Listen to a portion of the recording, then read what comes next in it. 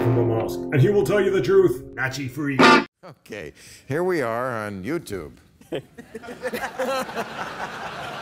made it, baby! Oh, how ironic.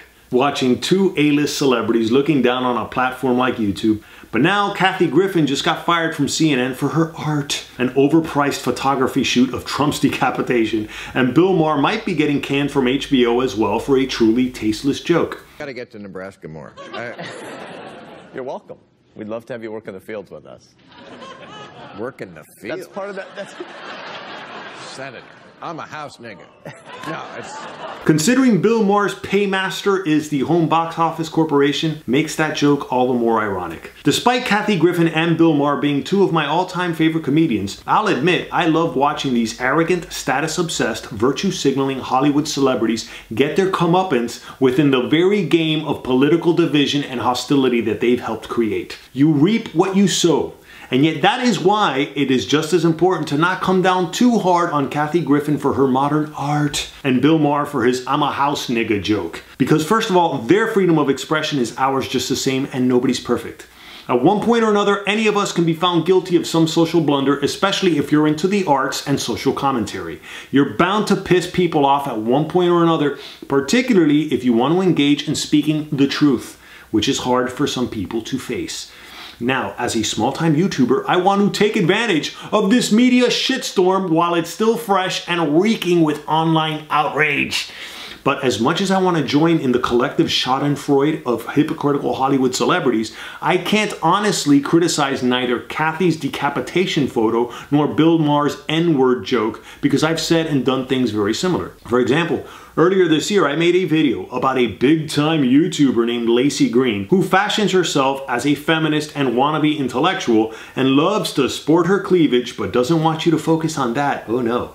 And her debate with another YouTuber that has a sizable audience, Blair White. And it triggered me so much to not only be prick-teased by Lacey Green and her sugar tits, but to hear her refer to the word tranny as the T-word and insinuating we all need to watch our language. And then lecturing an actual transsexual about it no less. Anyway, that triggered me so much that I then blurted this out in my reaction video. You can't expect people to be fucking talking in alphabet soup. The T-word, the N-word, the F-word, the C-word. Just fucking say them. Tranny, nigger, faggot, cunt. Who cares? They're fucking words.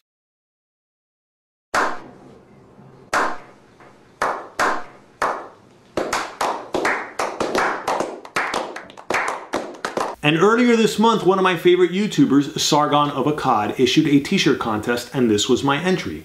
Dum da dum dum dum. I'm an artiste too, you know, so I drew the decapitated head of Cenk Uygur from the Young Turds because I can't stand this guy, and I never did long before it was cool to even shit all over his show. From the first time ever I saw his fat face, I thought this guy is so fucking smug and condescending, and yet worse, he's so politically divisive because he presented himself like as a former Republican that had just become this modern day liberal. In my opinion, he is as much of a bona fide liberal as he is a moral relativist for Islamic terrorism, and he's actually an apologist for that.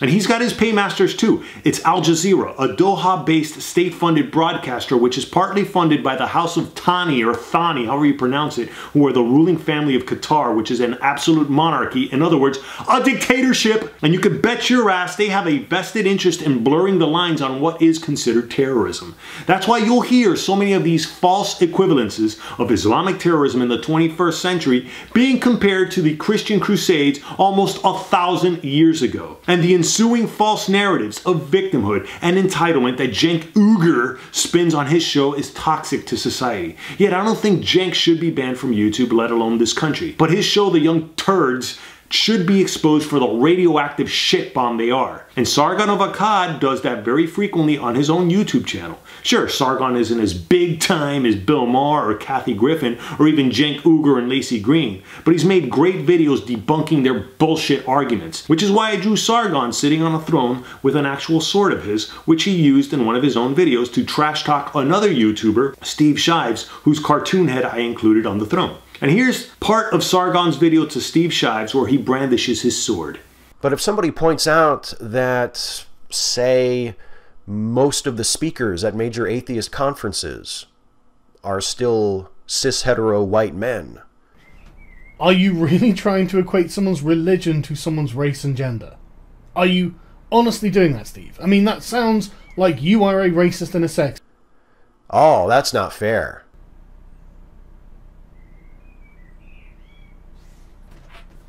By the way, does that make you think Sargon's videos should be banned?